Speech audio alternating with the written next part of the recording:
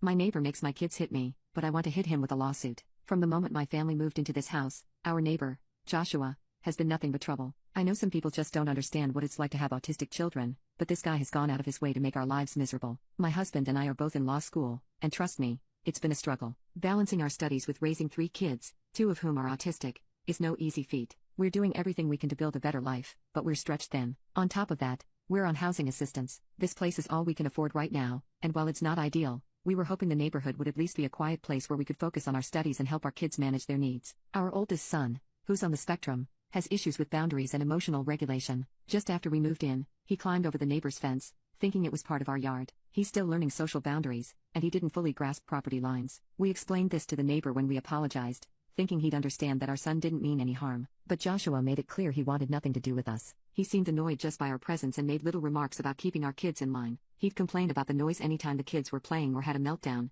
as if we weren't already doing everything we could to calm them down. Parenting autistic children is challenging, and their outbursts aren't something we can just turn off. They're kids trying to navigate a world that often feels overwhelming, and we're still learning how to help them through it. My oldest becomes violent and nonverbal when he's feeling too overwhelmed, so we do everything we can to help him regulate his emotions. About a month ago, we noticed that every time one of our kids started having a meltdown, our neighbor would go into his backyard and crank up loud, harsh music. It was this aggressive, pulsing noise that seemed designed to push our kids further over the edge. I thought it was just an unpleasant coincidence at first, but it started happening every single time. If the kid screamed, the music started, like he was waiting for it, and then the hitting from my kids would start. After a few days of this, I finally went over and asked if he could lower the volume, especially when our kids were struggling. I tried to explain their needs, hoping he'd understand that this wasn't something we were ignoring. We were actively working on it with therapists and specialists, but he didn't care. He told me that if I couldn't control my kids, it wasn't his problem, and maybe we shouldn't have moved here in the first place. During that argument, he started using the terms that only parents with autism know, and when I told my husband about it,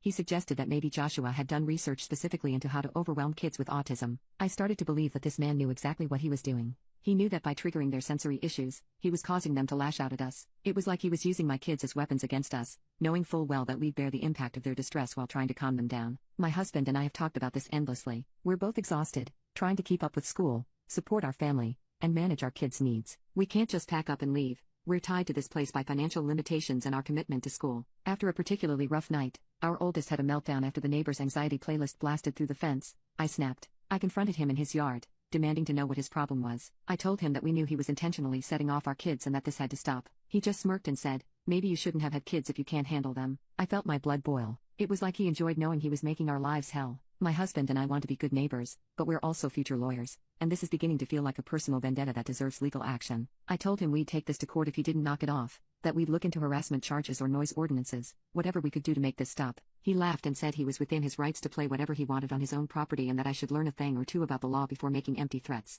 That was it. We've started documenting every interaction, recording the music, taking notes on the timing and the triggers he's using. We're gathering everything we need to make a case. I've tried to be patient, to educate him, to ask for understanding, but he's clearly made up his mind to push us to our limit. We don't have the money to hire a lawyer right now, but we're not going to let him bully our family or make our kids' lives harder than they already are. I don't know if a lawsuit is too extreme, but we're out of options, and I don't see why we should have to keep suffering in silence.